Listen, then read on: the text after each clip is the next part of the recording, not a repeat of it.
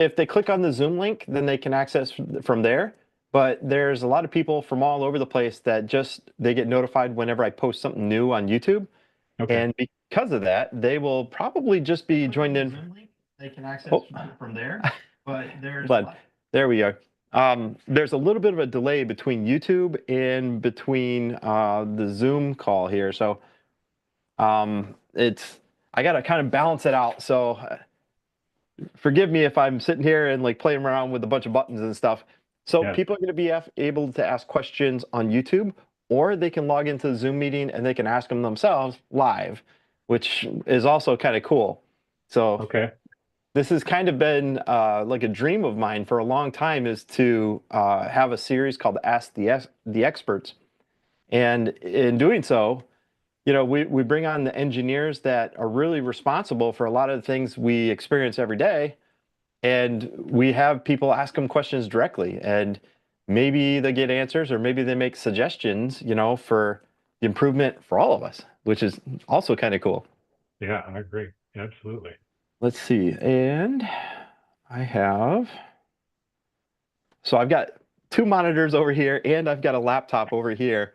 So I have redundancy built into almost everything in my life. So let's see, I got to make sure that it's all muted, or else it'll just go crazy. Okay, we got the chat. We got this. Oh, this is gonna be so good. So I will leave it in your hands to sort out how the questions come in. Are they going to become in written or So they might ask them, verbal? or they might type them in, and either way, we'll figure it out. I do have like several pages worth of stuff. Some of these are things that I've been curious about for a long time, and other ones, I've had a lot of people reach out in, some pretty desolate communities, and they're trying to figure out what they can do for electrical safeties as well. And we do whatever we can to help them. So Yeah. definitely some Yeah. good information here.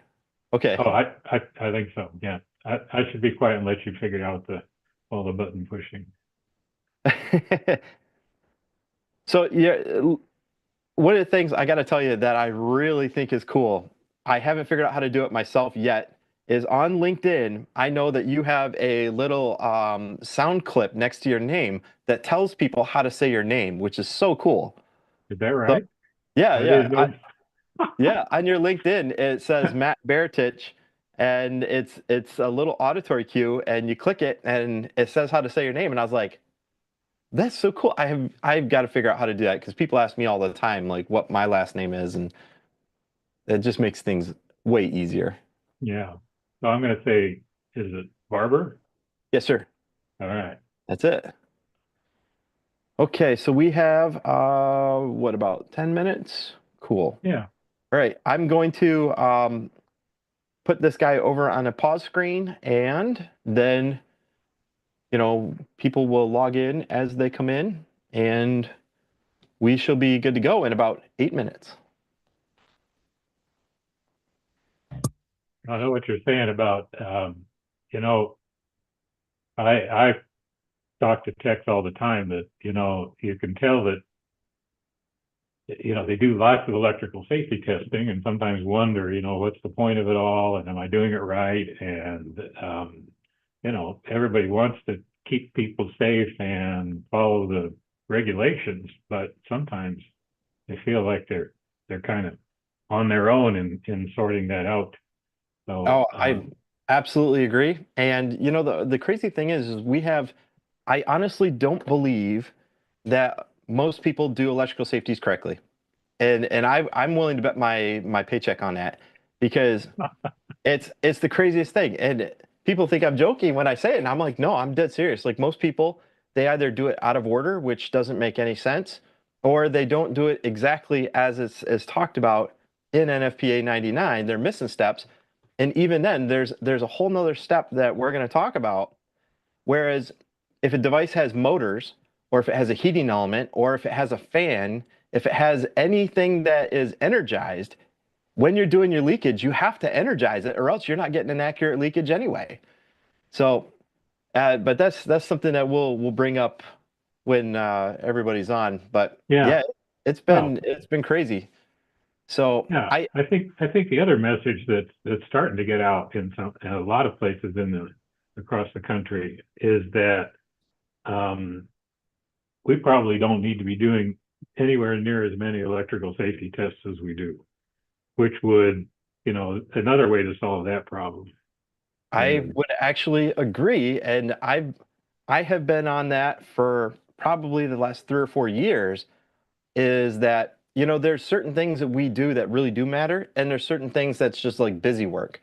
And part of the problem is there's so many third-party companies out there. They get paid per PM that they just stack all these PMs on technicians because they know it's easy work, right?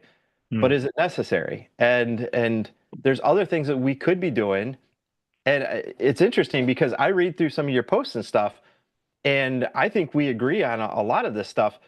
Is that there's a certain ethic that we need to have. Like when you have an entire fleet of equipment, if you experience a problem on one device, you need to go through the rest of your fleet and check those ones because it's probably manifesting someplace else.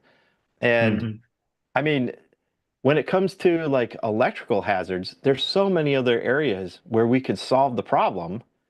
And we'll get into it all on when the stream gets wide. But I've got a history of doing unofficial forensics after an incident and stuff, which is super cool that you're a forensic analyst because once you figure out how a problem happens, now you can keep it from happening someplace else, that's right. which is That, probably more important. It's the most important lesson you can have yep, is prevention. So yep, that's the point. That's the point. We can learn. We can get absolutely. smarter. Let's see. Okay, let's cancel that. We are good. Okay, my Zoom is giving me little prompts and stuff. Man, this is gonna be so good. And I have definitely had my coffee this morning, so I've got young kids and they wake me up really early, so Yeah, I have to get up and get going like first thing in the morning. I know what you mean. I don't have young kids anymore, but I've got in the habit of getting up early and getting stuff done when the day is still a little bit quiet. Yeah, I think pretty much anything after noon is pretty much just finishing up for the day because that's when I refer back to my customers and whatnot in communication. And that's when I respond to emails, if not first thing in the morning. And, if I order parts and stuff, that's when I do all that follow up is afternoon. And then the next morning I hit it hard again, like first thing. Yep. So I wish I had a mouse that could go from this display to this display and straight over here. Cause now I gotta like, I've Oh, got, yeah, it that's gets a little that's confusing. that So is confusing. I have multiple monitors. This monitor over here is how I control my studio. So I can do things like this where I can Hmm. control my cameras. I got multiple cameras. Um, let's see. Yeah, so I can even pop over and here and right there. Okay. Yeah, yeah, So good. yeah, I have a lot of things kind of set up pre-configured so I can flip through them pretty quickly. And over on this computer is where I can stay up on people's chat. Perfect. Here we go. Okay, let me post a link.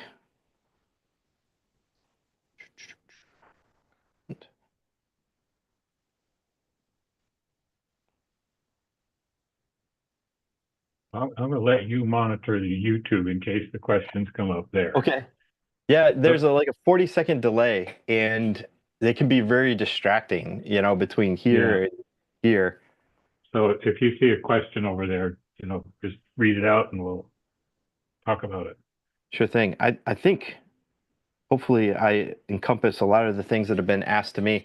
So I get emails from pretty much all over the world. And one of the interesting things is, like I said earlier, a lot of people utilize us as kind of the standard because they don't have a written standard that they know of.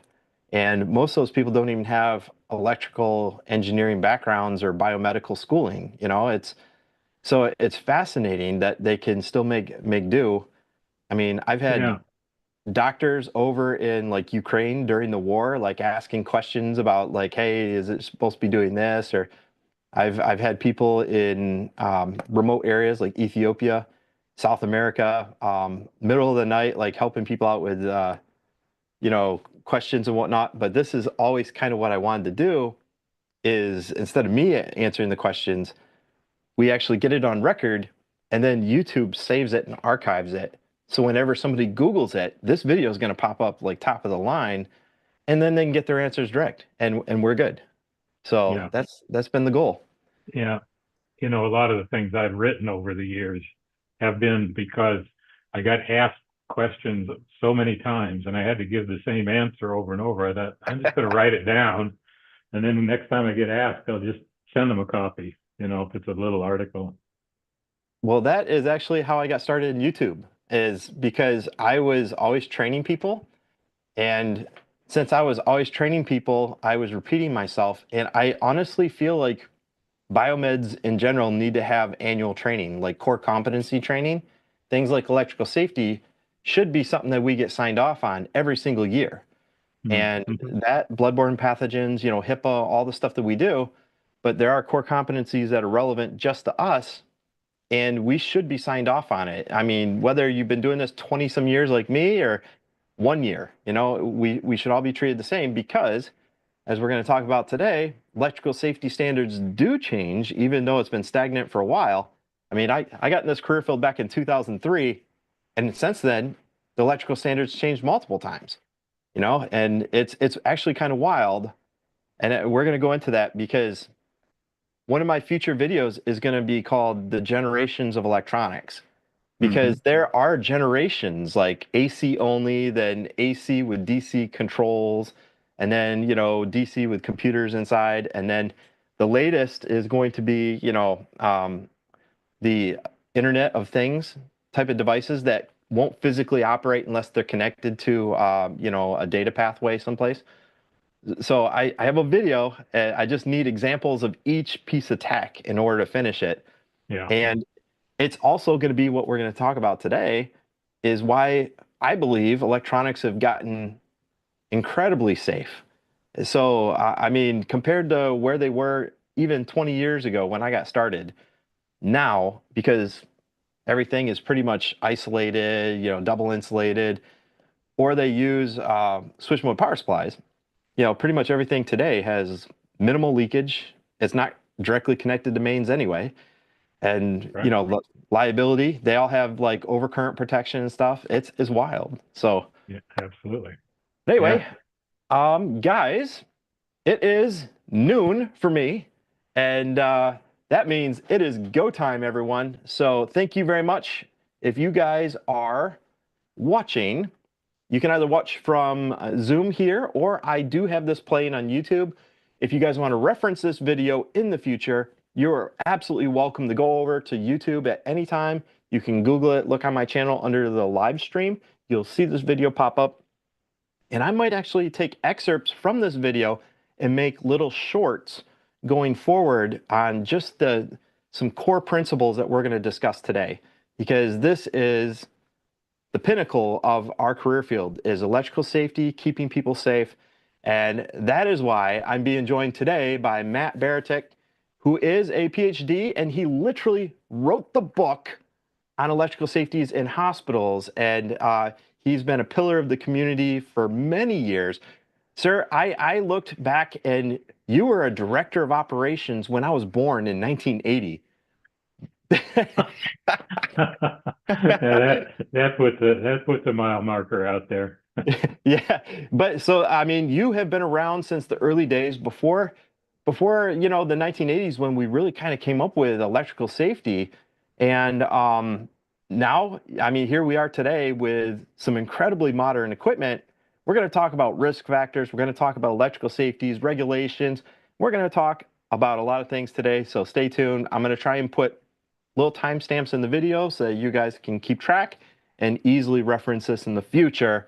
So, Dr. Baretich, thank you very much for being here today. We can finally get these questions answered. If you want to go ahead and tell us a little bit about yourself, we'd love to hear it. Oh, sure. Well, thanks for the invitation, Justin. And call me Matt. I've been in the field for a long time. I got my master's degree in 1977. So I sort of start my career clock back then, and have seen some of the things you and I have just been chatting about. Changes in technology over the last several decades. So I'm a clinical engineer.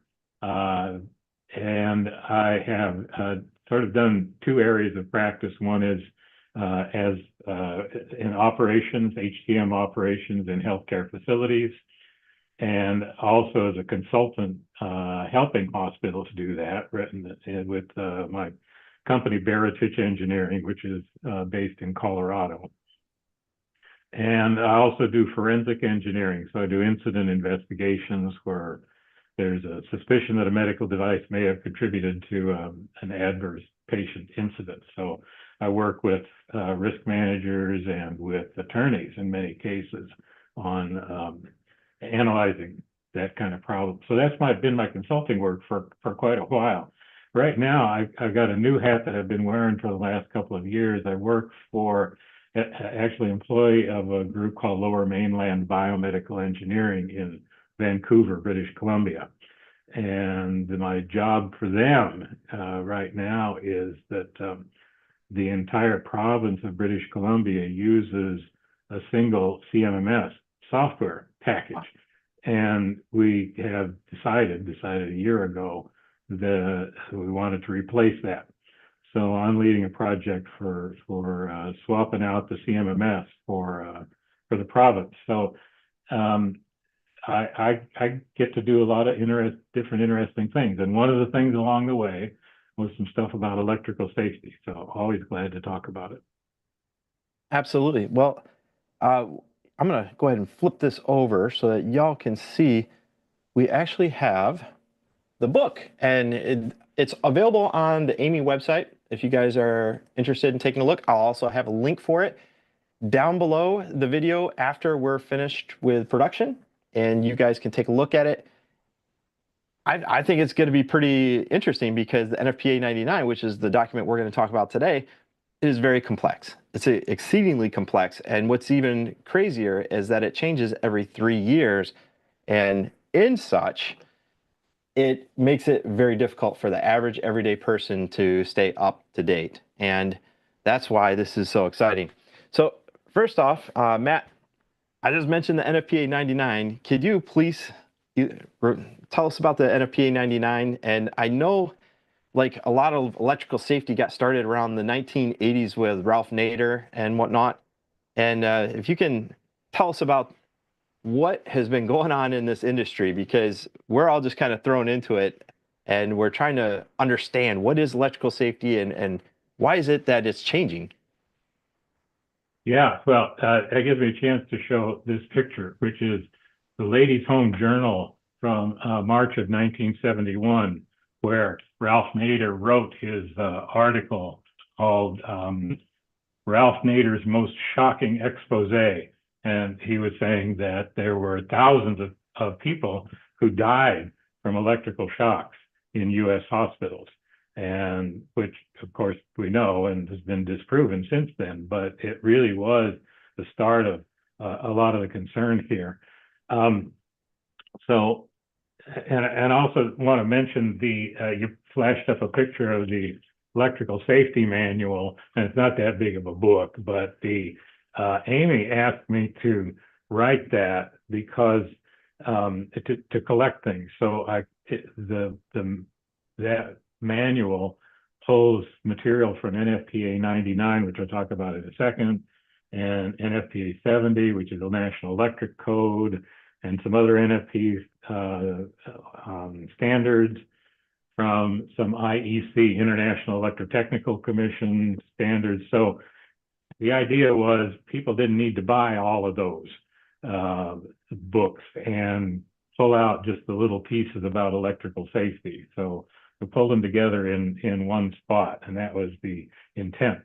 It's a 2015 document, but in terms of electrical safety testing standards that we're responsible for, things haven't changed since 2012. So what's in that book is still accurate and relevant. And I think the most important piece is NFPA 99, and that is a code called healthcare facilities,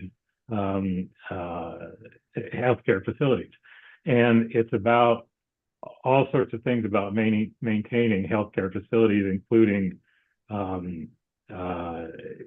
emergency management, power distribution systems, emergency generators, and a whole bunch of things. And there's one chapter about equipment that has the electrical safety material in it. And the reason why NFPA 99 is so important is that in 2012, quite a few years ago now, the Centers for Medicare and Medicaid Services, the federal agency that pays a lot of money to hospitals. A lot of hospitals get their money from CMS, and CMS in 2012 said, we will follow the 2012 edition of NFPA 99. So that's our Bible for the next while. And there have been, as you said, every 3 years, NFPA 99 gets updated, but the electrical safety stuff has not changed since 2012. So it's still sort of the standard that we work by. And so I think a lot of what we'll talk about today is about what it requires. Excellent. I've got some people that are asking questions on YouTube. And folks, if you're watching on the Zoom workplace, on your Zoom meeting, if you want to chime in and ask an auditory question, you can go ahead and do that, or you can type them in the chat. I'll be reading them off if I see anything pop up in the chat. But Matt, why has the NFPA 99 been getting more lenient? In many areas, it seems like they're getting more lenient on what some of the standards were, because when I got started 20 years ago, it was very direct, very stringent. What do you think? Yeah, so there was quite a change going from earlier editions to 2012. And as I was saying, since 2012, it really hasn't changed in terms of electrical safety, but it's based on evidence. The idea that 10,000, what did Nader call it? Hospitals are electrical safety horror chambers and of course they're not, and we've learned that since. And so it's accumulating evidence that says we can keep people safe and spend less time doing electrical safety, and it frees us up to do other things. I don't think there's anybody in this business who doesn't wish they had more time to do other stuff. And when you're doing your 100th ESP of the day, you could think, if I could cut this back, I could actually go talk to the nurses. I could go look into some problems and maybe head off some problems. So I think it's all a good thing that we're actually becoming more evidence-based, data-based in what we do. That's a good point. Now, I've had several conversations with Bin-Seng Wang, who, if you guys don't know, he's in charge of the clinical engineering aspect of Sodexo, and a very, very smart gentleman too. And he has referenced a couple paragraphs in there which they refer to the fact that you don't necessarily have to document something if it's outside of regular operating realm. So if it's operating as normal, you shouldn't have to document it at all. And that's actually written in the NFPA 99. Why do you think it is that we just continue to put maybe too much documentation in some of our work orders? Yeah, I talk to people a lot about that. Some people will say, I record the leakage current, for example, And then because then I can look back, over previous years and see a trend. And when I quiz them and say, well, when is the last time you actually did that? I mean, who goes back and looks at their old EST results? Uh, so, if you really think you can do that, if you want to do that, that's fine. But typically, you don't find that sort of degradation and you don't really care about it until it's over the limit. So just keep screening it, and when you see that it's out of limits, then take action. So NFPA just 99 just doesn't require it, and I think that's another example of how over time it's a large committee that meets to update any of the NFPA standards, and they come through a consensus process and a public comment process, and they're the ones who do all that deep research for us to say, it's just not worth doing. Interesting. So we're talking about risk factors, and a lot of places are moving into AEM programs, which is alternate equipment maintenance programs, I believe is what it stands for. Yeah. Well, I've got a video that I'm going to be coming out with, and it's been in the works for a while, and I talk about the generations of electronics because, in my opinion, electronics have gotten exponentially safer over the years, and that's because we have efficiency improvements like switch mode power supplies, and now a lot of things just operate off a battery, even patient monitors. I got one right here. It's got a DC jack input, and they have external switch mode power supply, and that means it's double insulated. We're at that day and age where it seems like a lot of electrical safeties are just maybe some CYA, and maybe people are stacking PMs to prove that they're doing work to justify their job. I don't know. We have plenty of work to do out there for sure. But I've got an evolution in my mind of electronics. Since you've gotten started back in the 70s, what do you see that looking like when it comes to medical electronics? Because I remember like we used to have a lot of things that were powered by AC directly, like motors and stuff. And nowadays we have like pulse width modulation, brushless motors and stuff. What do you think about that? Oh yeah. Well, there's been a lot of change. That's an important example, particularly in terms of the electrical power. I mean, things take less power. You could say too. I mean, whether it's the displays take a lot less than a huge CRT. So That's true. so there are those changes. The other change that I've really seen over time is that when I was early in my career, the focus, the sort of where we our thinking was on discrete components. Like I can remember digging into a patient monitor and identifying which transistor had failed, and then unsoldering it and putting a new one back in and testing it after. So that was sort of the focus of the kind of things that we did. So we've gone, from that to maybe board swapping to swap, and we are up to the point where so many devices are connected to the network. And as soon as you have devices talking to each other, you have to we don't need to think about individual transistors. We need to think about the system. So how does this medical device fit in and interact with other parts of the technology? So that to me is one of the biggest things, and it brings along different things. So maybe I don't know. This would be a question for you, whether you still need to know how to solder, but you certainly do need to know some things about how devices connect to the network. And that's a real shift in the knowledge base for people like yourself who do that work. I completely agree.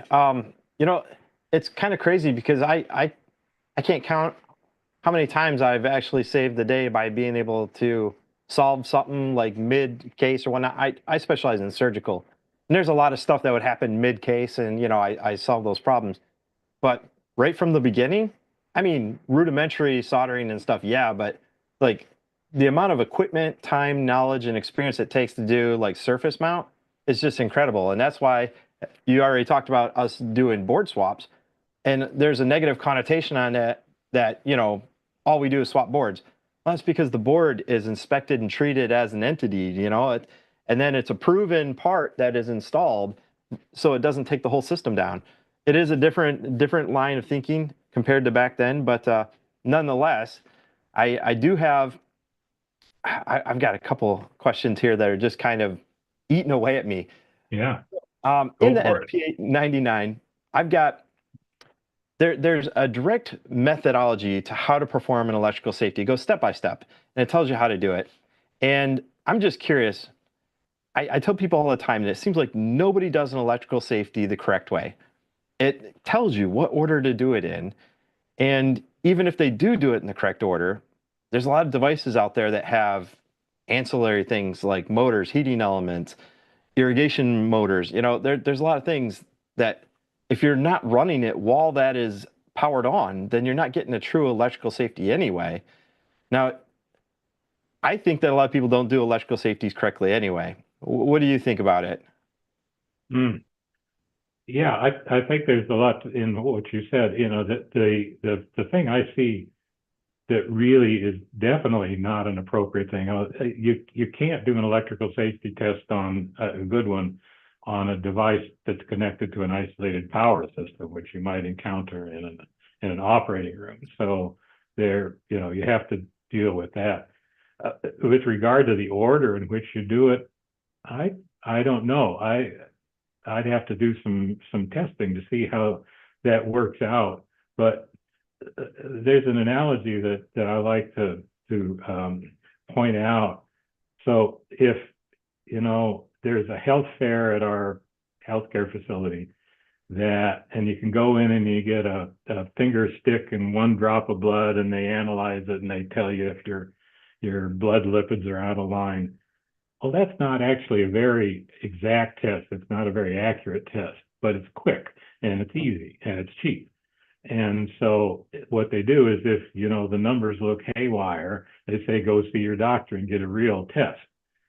I would say what we're like is we're doing that on screening for electrical safety problems.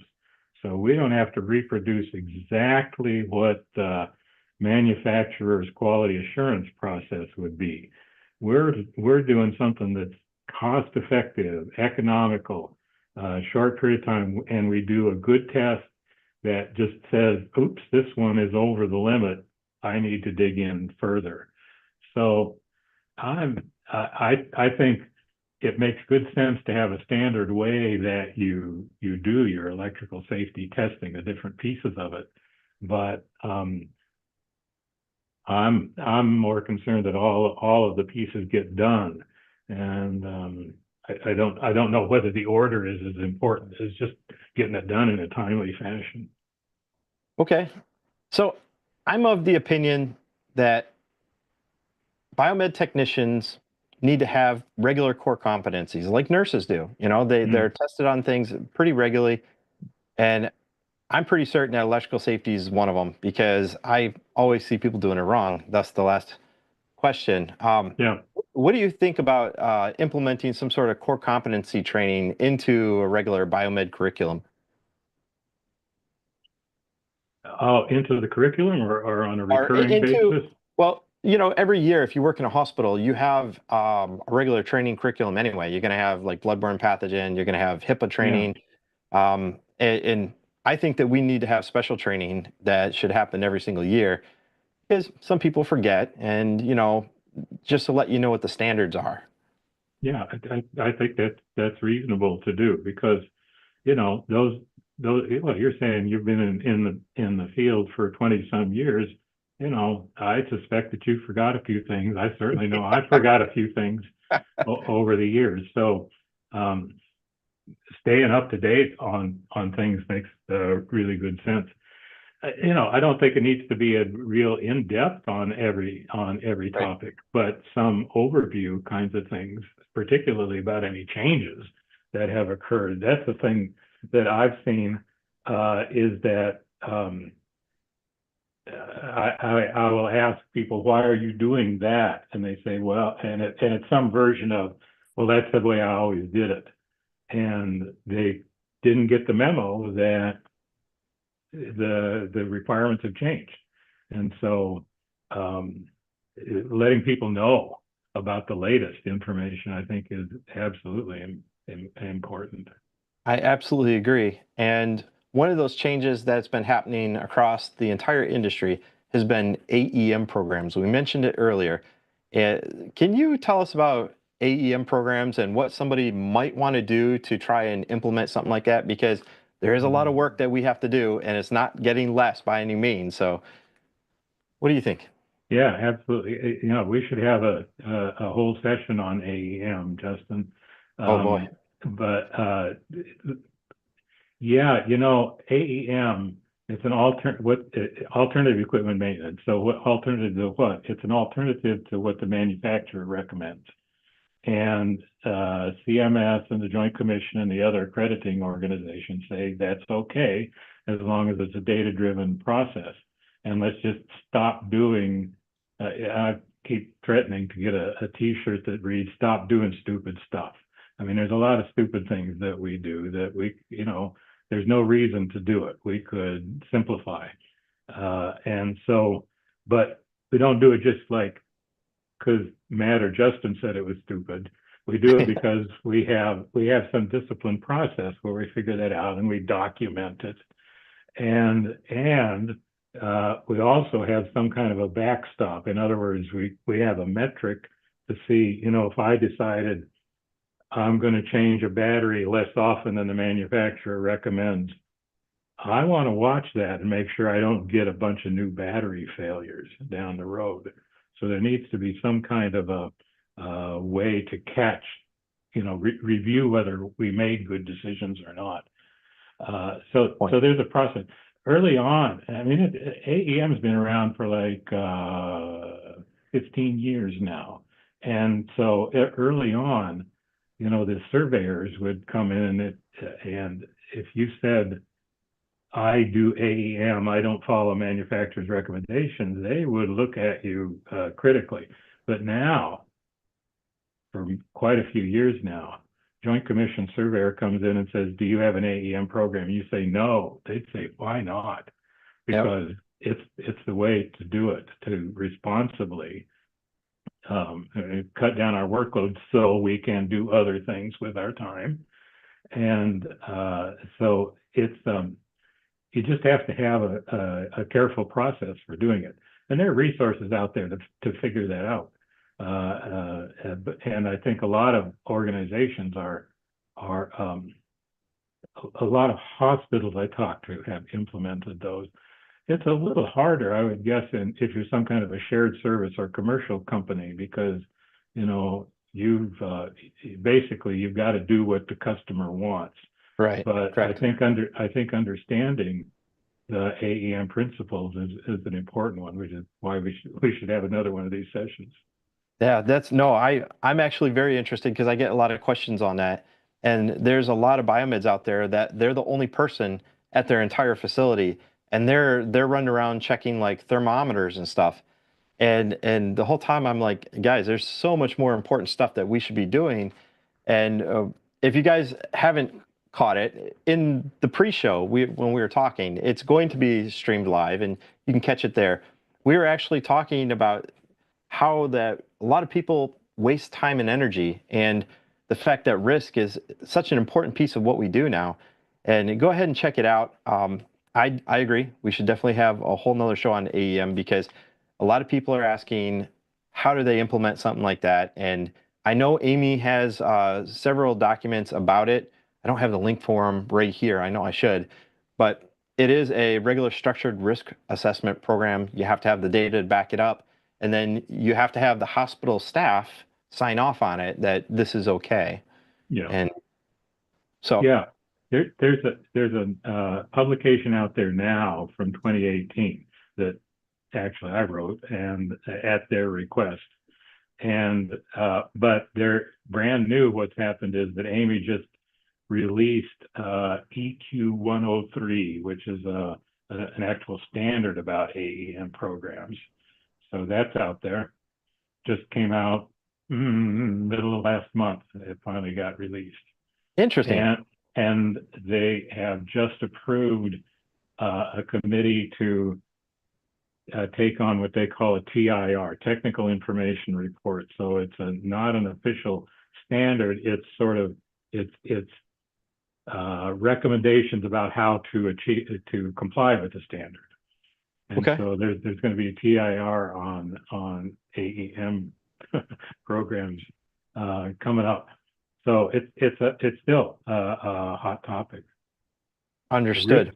I'm actually gonna I wrote it down, so sorry if I'm looking down. I'm writing notes because I love following up on this stuff, and I'm gonna read that, and Yeah. I'm going to see maybe invite you back and we can do another show on it because I honestly do think that this could help a lot of people out. Yeah. Now, one of the things you mentioned earlier is testing electronics inside an isolated power environment. So I'm a firm believer that probably a lot of people aren't doing that correctly either. How do you think somebody should normally test equipment that's inside an Mm, operating room environment, and when should they test it, to be honest? yeah. Well, I think that when to test it is just part of whatever your policies are about how often that device needs to be tested. So there's not the number doesn't change whether it's inside or outside isolated power. Okay. But so the options for testing something are, if it's something you can take out in the hallway and plug it in, that's one way to do the testing. You can run an extension cord out into the hallway and power it up if it's something you can't move around like the OR table. And the other option is you can plug it into an isolated power transformer, isolation transformer, I should say, and do your testing then. So those Okay. are really the only options. But oh, we could have another talk about isolated power systems, but they're really very different, and so they give the numbers you would get if you test a device inside in an isolated power system in an operating room, for example, will be Correct. quite different from what you get out in the hallway. So there's some good material for any of the listeners who have access to ECRI subscriptions. They have some good stuff about isolated power and electrical safety testing and so on. So that's a worthwhile resource if you can tap into that. Interesting. I didn't even know about that. I Yeah, will definitely ask to see if I can get access to that to try that out. Because I've always run an electrical cord in and hook your electrical safety analyzer up to that and then power the device off the safety analyzer. That can be pretty cumbersome, and in some places you might not even have power like going down the hallway for quite a ways. So it's yeah, constant challenge for us, but yeah, not ideal, but yeah, I, people you should know, know that it's just not going to give you accurate results if you test locally inside an isolated power operating room. That's the summary. yeah, that's right. So we have a question here. It says, how do we test ventilators, for example, as they have batteries also? Do you have to test it without the battery and then with it alone? How should they test that? I would just test it, fully assembled how it's normally used. Yeah, because battery charge circuits are going to generate some leakage, but most importantly, if you're testing a ventilator, you should be testing it while it's doing something, right? Because if you're testing it without the battery, it's not going to be doing anything. So you got to test it with the battery in it, and while it's running, so Yeah, it's doing something in order to, get a full function check. And that's one of the things that is actually in the NFPA 99 is that you have to test all functions. Now, I'm currently working with BC Group, and I'm helping them write some of the software on their electrical safety analyzers, because there's one of the features I think that all electrical safety analyzers should have is that's like a pause that allow you to run some functionality of a machine, so it maybe takes a high peak level, because there's certain things you could do that will create a peak, a surge in leakage. But overall, most devices are pretty safe regardless. yeah. Uh, So I, NFPA 99 doesn't say a lot about testing function, but Joint Commission certainly does. So that's that something that has bugged me over the years is people who will say, I'm doing PM on some device. And what do you do? Well, I do electrical safety test. Well, do you do functional testing? And they say, well, no, I don't have the accessories, or I don't know how to do that, or I don't have time for that, or whatever. But the fact is that Joint Commission is saying you want to make sure the thing works, as well as, that it doesn't have some electrical safety problem. Usually the things that cause something to fail, an electrical safety test, are pretty obvious. It's like broken grounds or ground pins, Hmm. or some major problem internally. And so, the data would suggest that we should be less worried about whether it's, 100 microamps or 110 microamps, and just as long as it's under Hmm. the limit, then you're good to go. But all goes back to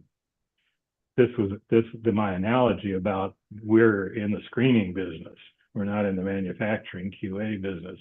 And by the way, that's me. That's not a standard. That's just the way I look at things. No, I agree, and it looks like, we're kind of directed to look at it that way as well.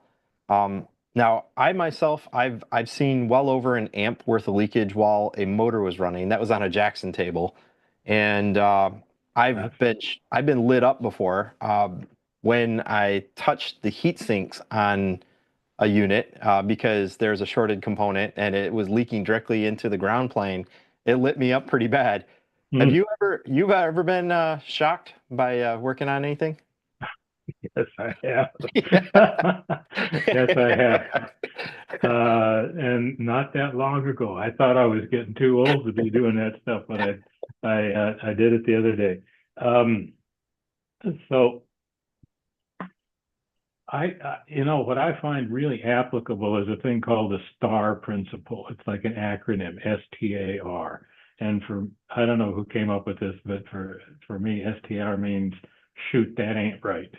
And so when you see something like that, something that's too hot, something that has a funny sound, something that that is some spike, ridiculous high um, leakage current. Those are That's where our professional judgment, our experience comes in and says, "Shoot, that ain't right." So let's dig into it. And That's right. I think that's really where we bring our professional value to the profession, the One of the professional things that judgment. I've been teaching people for years is that if you experience an anomaly or if you see it, if it happens to one, it happens to more. That's one of my rules of repair. And I'm of the belief that you should go and inspect part of your fleet at least to see if it's a common trend, because it's often, staff, maybe it's frequency of usage. It might have a really high usage rate.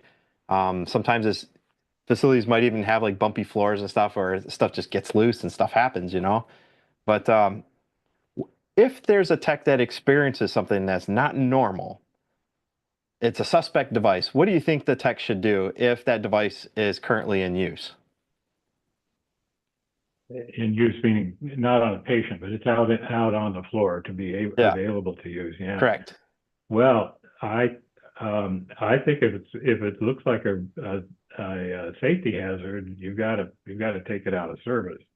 I Mhm. mean, if it's the only one that they've got and somebody's dying unless they use it, of course, emergencies trump whatever you've discovered. But yeah, you've got to deal with that. So you, Some of those things that you were suggesting, indicate that there's something serious going on, and it could I've hurt had somebody. like limb panels alarming and stuff like that, and I've been in the instance where you couldn't remove it from service because it was currently hooked up to somebody. And I mean, every happening has got to be treated as a separate instance. But I mean, technicians are often very confused on what they should do, and I'm of the same frame of mind that you have to remove it from service. If that means that the patient has to be put on hold and they got to bag a patient or something for the moment, which I've seen where, anesthesia machines start smoking and whatnot. I've seen it. You gotta get it out of there, regardless of what the doc says. You got to be adamant and hold your ground. But I have a couple other questions here. Yeah. So, pertaining to that ventilator question, it says, so what happens with reverse polarity? Is the battery supplying power? Ah, Battery interesting. doesn't really have anything to do with reverse polarity because hopefully you're never reversing the polarity on a battery. But what do you think about reverse polarity testing for medical equipment? Yeah, that's a good one. So in the 2012 edition of NFPA 99, it went away. Hmm. And I would say that the reason is that so reverse polarity testing maybe makes sense as a design criterion for the manufacturer to make sure that if this device somehow encounters a wall outlet that's miswired, that it's not going to cause some serious problem. Fact is, in the day to day, when a wall outlet is installed, it's typically done right. It's tested, and some outlets are tested periodically according to codes and standards. And they don't like magically swap their polarity. The wires don't jump from one terminal to another. So what's behind it is the sense that it's just not worth taking time to test something on reverse polarity because it's so unlikely that the device is going to encounter that. So that's an example of what we were chatting about earlier, Justin, is that you can um, we just need we've simplified some of the things in electrical safety testing, and we've gotten rid of some of the lead leakage tests. We've Hmm. got rid of some of the things that are just not are just time wasters. Well, part of the reason this conversation actually is taking place is because I was of a pretty firm belief, and it's probably an old school belief, that there's two times when you should write down your electrical safety results. And my belief is that when something first comes into the building, should have some sort of record of it, and after a repair, because technicians create problems. It's pretty often. But I mean, obviously, that's going to be it's according to FPA 99. That's not necessarily the case. It's not necessary. So, Yeah, what do you think? but well, you brought up a really important point. Another really, really big change in the 2012 edition was the following. It used to say before that, it used to say you did electrical safety testing when you put it into service, Correct. and that's still there because it turns out the data show a lot of electrical safety failures show up out of the box and for some reason they got damaged in shipment or they got through the manufacturer's screening process or who knows. But quite a few things do come through, and that's a good time to write down the numbers, sure. And to when any time that you've done a repair that could have interfered with the electrical safety features of the device. So if you're messing with the power cord or the power plug or power supply or something like that, messing is the wrong word, but working on those parts of it, you should do electrical safety testing after that repair. I would say you do anything that opens the cover. I'm going to do an electrical safety test afterwards because who knows what might have been harmed. It used to have also that you did routine electrical safety testing at regular intervals, and that went away. That's not in NFPA 99 since 2012. And so there's no requirement there to do routine electrical safety testing. And Interesting. there are lots of hospitals that have entirely or almost entirely done away with it, except initial and after repair, but not on a routine basis. A lot of places don't like that, are unhappy with that, but a lot of places have done it. And you, sir, you're a forensic engineer. So that Yeah, means like after an incident happens, you're the first person they call to come in and figure out what happened and why did that happen. yeah. In your experience, are most of these problems related to like user error, or is it really that the equipment's failing? Like, What do you think is happening most of the time? Oh, yeah, that's a great question. So this is, I'm taking that as a broader question than just about electrical safety. And what I have found and what I've heard from colleagues that do similar kinds of work that I've been talking to for a long time is that it's actually not that common for the device itself to fail.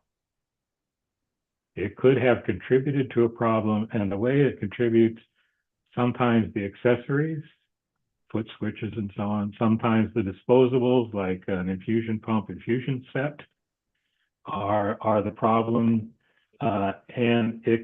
But it's usually what now we call use error, meaning something went wrong in how it was used. So it could be misprogramming. It could be because the person didn't know how to program it, but it could be because, it could be all sorts of things. It's hard to program. Some infusion pumps are hard to use. It could True. be because the average age of nurses is above 40 and they're into bifocals. And so trying to read an infusion pump in the middle of the night in a dark room makes it damn hard to do it right. So Okay. there can be a whole lot of factors that influence whether something ended up being used correctly. So what I've found, just to answer your question more directly, in incident investigations, you do have to think about the actual function of the actual device itself. But there's so many other things in that picture that have to be taken into account to figure out what went wrong. Correct. And from your experience, how many times have you ever heard of a patient actually getting shocked from equipment? Mhm.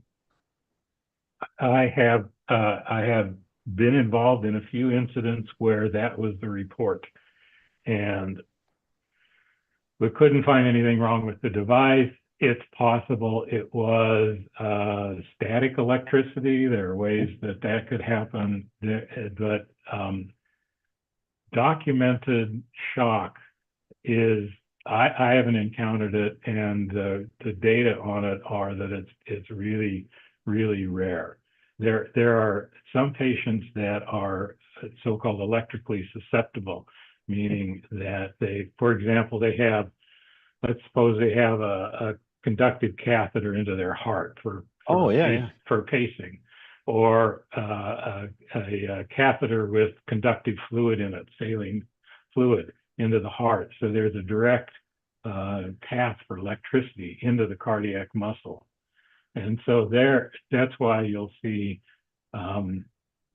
higher standards for some kinds of equipment that are used in a place where that might be the case. So it's hard to say what exactly happened when someone died in those circumstances.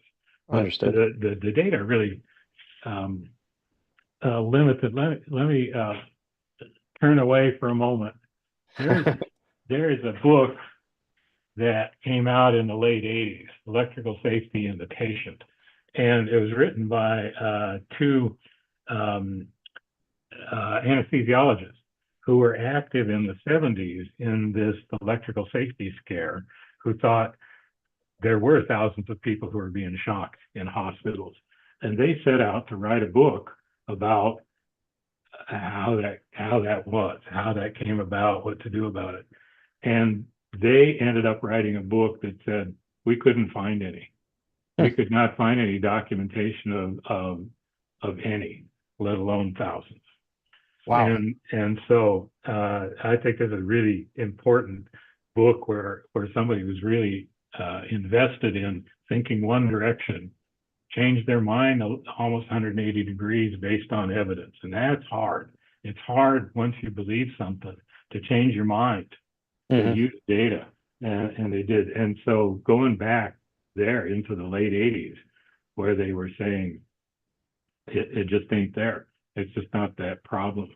And so that's where we are now in terms of electrical safety testing, saying we've probably been wasting time. Now, I'm not telling anybody listening here to not follow their policies in their Right. organization, but I would say that people who are responsible for the policies that they develop in their organization should look closely.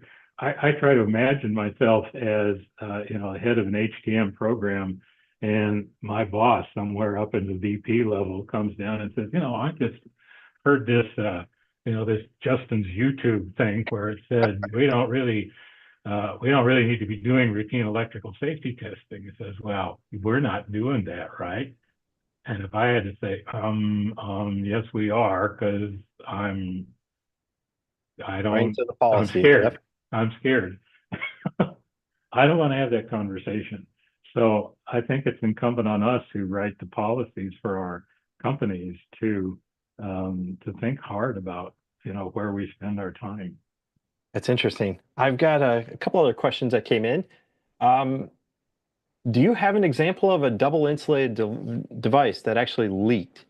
And I can't think of any time in my career I've seen anything like that, unless it's like a patient attached part or something that you already Yeah. talked about the catheter. You ever hear that? Now, it's a good thing to bring up because there's a difference between something that is officially double insulated versus it just doesn't have a ground pin. Right. So, and you can look on that power plug and it will have a symbol. It's like a square inside another square. And it's because that thing is built with some extra layers of electrical insulation inside that makes it safer in terms of leakage current. So basically, you can't test a genuinely double insulated device. You can't test it, and they're okay to use in the patient care vicinity, but there's nothing to test in terms Correct. of electrical safety. Absolutely. And let's see, I've got a question that came in from Kevin that says, this may have already been asked, but what about routine ground impedance checks? It's been our experience that this is the only time we found electrical safety failures with modern medical equipment. Yeah, yeah, I know Kevin. He's up in Yellowknife in the Northwest Territories, and Okay. is very good at dealing with an environment where you got to stand on your own a lot of times, even now when it's still winter up there. So yeah, I have heard that, and the NFPA 99 doesn't address that. They would still say that's not required. Hmm. I think if you see that, that's an example of where you might want to implement it in your organization. If I have evidence, I will do it, because I follow the data. What I've found is that when you dig into it a little bit more, you find that good visual inspection catches a lot of those things. So it's power cords that have their strain relief broken loose, or there's a cut in the wire, or somebody rolled the card over the cord, or the ground pin is bent, and I don't know. I have been a proponent of, rattle that plug up against your ear and see if you hear something rattling inside. So a lot of times you can catch those problems without a formal electrical safety test. But I would not argue against doing that if you found that that's a significant problem in your organization. That's interesting. You brought up the plugs. I've been to several hospitals around Houston here where they don't allow people to put on the like the Hubble brand plugs. You have to use a formally certified like molded cord. There's no plug-ins allowed, and that I don't, I've been able to do plug-ins my entire career. What do you think about that? Hmm. So here's Matt's opinion. This is not a code issue. You, um, I have seen I don't doubt that you do it right, Justin, but I've seen lots of people, lots of times that somebody did it wrong Correct? and created a problem by doing that. So Yeah, we talked my about reverse polarity earlier, and that would be one of the only instances where people just they think the conductors can go in any order, right? I've seen people who tin the wires before they put them in, which is a code violation. I've Yep. seen people that they don't twist twist the strands together, and so they have a few extra strands that are hanging out. I've seen some plugs that melted because they did a bad connection and it was high resistance, and there was Seen I it too. squared R heating there. So my tendency is to say just buy a new cord set, but that's not a code issue, Mm. and if it's done right, it's fine. So I think that's up to each organization to have some policy on that. Interesting. Yeah, that's definitely one of the things, as I talked about earlier, about core competencies. And to me, that's something that any biomed should know is the correct way to put on, cord ends and whatnot. Because to me, you never know what's going to happen in the field. I've had portable X-rays and stuff. The cord gets sheared off, but they still need to use it. I mean, I've had obviously doing operating rooms for years. Stuff happens, and when it happens, like we have to be able to respond quickly. And I'm pretty firm that people need to know how to do it correctly, even if it's not part of your policy in your hospital. You should still know how to put it on a cord end. It's part of your craft. It's part of what it is we do. I But I won't argue against that. well, Matt, I thank you so much for your time, and this has been absolutely awesome. I hope you guys have been able to get a lot of your questions answered. And if oh, I have one more question. Hold on. They always, when I start tying up, I get questions coming in. Can you comment on isolation transformers, cath labs, and checking for ground loops? Wow, that's a good one. Trying to sort that out. Okay. Well, I know the only time that I've seen ground loops is when they have like equipment carts and they have like carts plugged into each other. And I've seen like, ground loops happen that way, but Yeah. uh, Well, the ones that I've been involved with, it ends up being because the the wiring behind the wall was not well done, and so there were okay. things that were supposed to be the same ground, were supposed to be ground at two different outlets, were actually a little bit different in terms of their resistance and the voltage level Yep. that they were sitting at, and so you can get some interactions between those. That's really a case by case basis. I don't know of a standard process, a standard test for that, but you would notice it in interference, I think, Yep. And that's where primarily. I've seen it is actually on ECG trace on a pediatric during a heart case when it's supposed to be cardioplegia. Yeah, That's they actually seen the ripples, and that makes surgeons really nervous when they start to see activity. But yeah. that's the only Uh, time I've ever seen it. And believe it or not, the only solution was on the Livanova uh, heart lung machine. You know how the blood comes in, there's a temperature probe. They actually attached a ground directly to the metal temperature probe that is down in the blood. hmm, And so that means that they're connecting the patient bloodstream directly to earth ground, which is wild. I mean, yeah, no mega ohm resistor or anything. It's just they connect it straight up. yeah. I think some people sort of just stick grounds here and there thinking it's Yeah, going to help. They may have been chasing an interference problem. They're trying to avoid that as well. So all I can say is that if you see interference problems, particularly in monitoring situations, um, consider ground loops. I don't think it's something you test for routinely right. necessarily, but Correct. but it's something to think about for troubleshooting.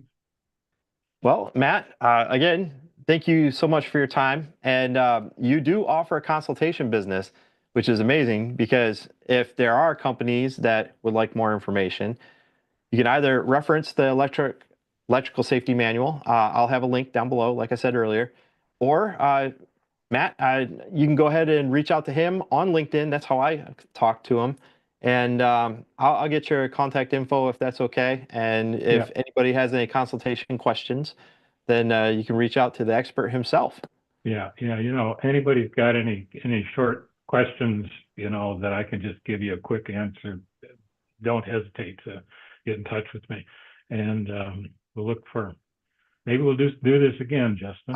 I absolutely look forward to it. Thank you, sir, very much for your time.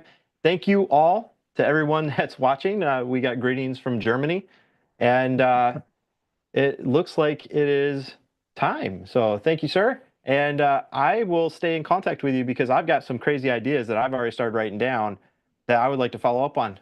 All right.